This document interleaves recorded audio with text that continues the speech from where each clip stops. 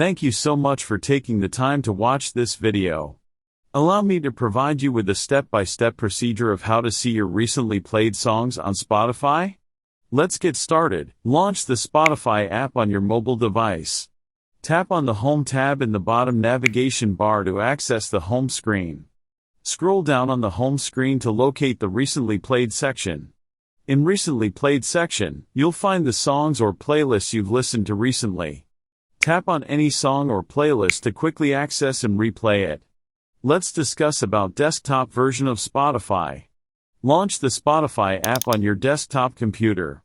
Click on the Home tab in the left sidebar to access the home screen.